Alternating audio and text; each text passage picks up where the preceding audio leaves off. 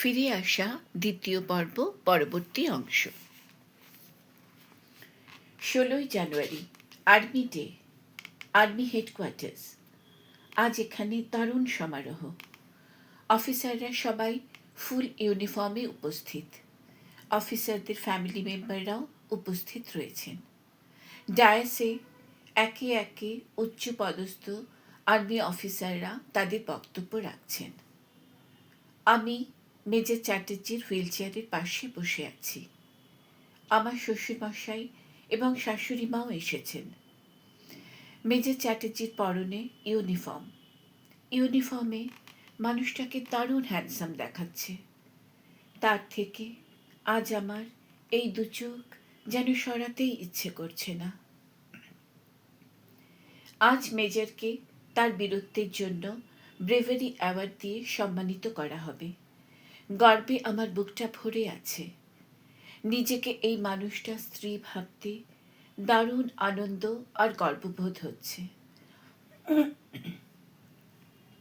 আমিও আজ খুব সুন্দর করে সেজেছি। সুন্দর একটা শাড়ি পরেছি, চুলটা খোলা রেখেছি। আয়নার সামনে দাঁড়িয়ে ঘাড়ের কাছে আলগোছে একটা খোঁপা করেছিলাম। মেজর তার হুইল চেয়ার নিয়ে আমার দিকে এগিয়ে এলো। আয়নার ভেতর দিয়ে আমার চোখে চোখ রাখল। ইশারায় আমাকে খোঁপা করতে না করল। আমায় খোলা চুলে দেখতে তার ভালো লাগে, আমি জানি। আর্মি জেনারেল ডায়াসে এলেন। উনি ওনার বক্তব্য রাখলেন। তারপর ব্রেভারি পুরস্কারের জন্যে একে একে অফিসারদের নাম ঘোষণা করলেন। প্রথমেই ঘোষণা করলেন আমার ভালোবাসার মানুষটার নাম, মেজর বিক্রমজিৎ চ্যাটার্জি। আনন্দে গর্বে আমার বুকের ভেতরটা কেমন করে উঠল। দুজন আর্মি জওয়ান মেজরকে হুইল চেয়ারে করে ডায়াসে উঠিয়ে নিয়ে এলো। আর্মি জেনারেল মেজরকে তার অসীম বীরত্বের জন্য বীর চক্র পুরস্কারে পুরস্কৃত করলেন। চারিদিকে হাততালির রেশ ছড়িয়ে পড়ল। অফিসাররা উঠে দাঁড়িয়ে মেজরকে স্যালুট করলেন। একজন জওয়ানের সহায়তায় মেজরও হুইল চেয়ার থেকে উঠে দাঁড়িয়ে স্যালুট করল। আমিও উঠে দাঁড়িয়েছি। আনন্দে আবেগে আমার দু চোখে জল। ছেলের গর্বে শ্বশুরমশাই এবং শাশুড়ি মায়ের মুখ দুটো উজ্জ্বল হয়ে উঠেছে। মেজর বিক্রমজিৎ চ্যাটার্জি, আমার স্বামী, আমার ভালোবাসার মানুষ, আমায় ভুলে গেছে, চিনতে পারছে না। এই সব দুঃখ কষ্ট এই মুহূর্তে আমার মন থেকে যেন মুছে গেল। এক অপরিসীম আনন্দে, এক অনাবিল সুখে আমার মন প্রাণ হৃদয় যেন জুড়িয়ে গেল। আমরা বাড়ি ফিরছি। ড্রাইভার গাড়ি চালাচ্ছে। আমি আর মেজর পিছনে বসে আছি। আমি আজ দারুণ খুশি, কিন্তু মেজরকে যেন খুব আনমনা লাগছে। আমি তার চোখে চোখ রাখলাম। আস্তে করে বললাম, I am so proud of you. Major আমার চোখের দিকে তাকিয়ে মৃদু হাসল। তার হাসিটা কেন যেন বড় করুণ দেখালো। আমি জিজ্ঞেস করলাম, এত প্রেস্টিজিয়াস অ্যাওয়ার্ড পেলে তুমি খুশি হওনি? মেজর আনমনা ভাবে জানলা দিয়ে বাইরে তাকালো। তাকিয়েই থাকলো। কিছুক্ষণ পর আমার দিকে ঘুরে তাকালো। আমি তার দিকে চেয়ে আছি। I won this award at the cost of my memory. The memory of my golden days. The memory of my beautiful wife. মানুষটার গলায় যন্ত্রণা, তার বুকের নিদারুণ কষ্ট আমার বুকে ছড়িয়ে পড়ল। আমি তার হাতের উপর আমার হাতটা রাখলাম। ভাষাহীন শব্দে তাকে সান্ত্বনা দেবার চেষ্টা করলাম। পারলাম কি জানি না। মোবাইলের আওয়াজে ঘুম ভেঙে গেল। দেখলাম রাত 2:30। দাদার ফোন। এত রাতে দাদার ফোন দেখে বুকটা ছ্যাঁত করে উঠল। দুরু দুরু কণ্ঠে ফোনটা রিসিভ করলাম। হ্যালো। দাদার কান্না ভেজা গলা ভেসে এলো। গীতু, দাদা ওই নামেই ডাকে আমায়। বাবা নেই আর, বাবা নেই রে গীতু। আমি স্তম্ভিত, বাকরুদ্ধ। হঠাৎ যেন আমার মাথায় আকাশ ভেঙে পড়ল। কথা বলার শক্তি হারিয়ে গেল। চেষ্টা করলাম, কিন্তু গলা দিয়ে কোনো আওয়াজ বেরোলো না। মেজে চ্যাটার্জি উঠে বসেছে, আমার হাত থেকে ফোনটা নিয়ে নিল। আমি নিষ্প্রাণ পাথরের মূর্তির মতো বসে আছি, শুনছি। হ্যালো, কখন, কি হয়েছিল? আমরা আসছি। ফোনটা রেখে মেজের আমার দিকে এগিয়ে এলো, আমার মাথায় হাত রাখলো, স্নেহ ভরা কণ্ঠে ডাকলো, গীতাঞ্জলি। এবার আমার অশ্রুধারা ঝরে পড়ল অঝোর ধারায়। আমার বাবা আর নেই। সিভিয়ার হার্ট অ্যাটাকে বাবা চলে গেলেন। আমি পিতৃহারা হলাম। ইতিমধ্যে আমার শ্বশুরমশাই এবং শাশুড়ি মা উঠে এসেছেন। আমার শাশুড়ি মা আমাকে তার বুকের মধ্যে জড়িয়ে ধরলেন। আমি নীরবে কেঁদে চলেছি। আজ আমি পিতৃহারা হলাম। বাবা যে কত বড় একটা আশ্রয় একটা মেয়ের জন্য, সে শুধু মেয়েরাই জানে। আর আমার তো কথাই নেই।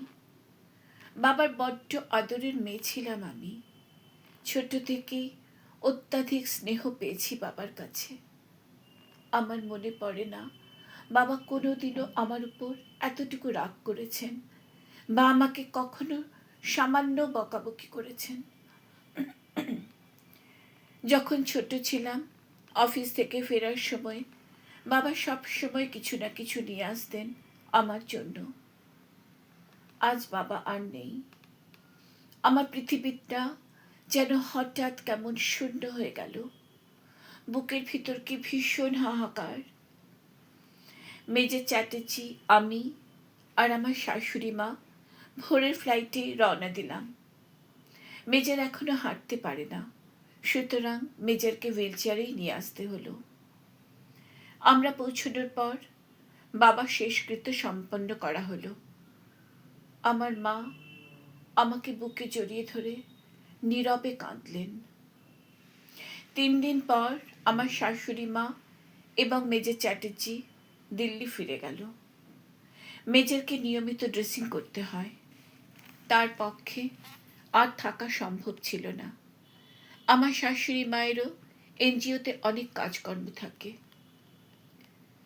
আমার বাবা অত্যন্ত উদার মনোভাব সম্পন্ন মানুষ ছিলেন। হিন্দু ধর্মের অনেক নিয়মকানুনই উনি মানতেন না। যেমন কেউ মারা গেলে শ্রাদ্ধ শান্তির অহেতুক বিধি নিষেধ, লোকজন ডেকে বিরাট আয়োজন করে খাওয়ানোর উৎসব ইত্যাদি। আমার ঠাকুমা দাদু মারা যাবার পর বাবা চুল কাটা, হবিষ্যি বা অন্য কোনো নিয়ম করেননি। আমার মাও কোনো রকম নিয়ম কানুনে বিশ্বাস রাখেন না।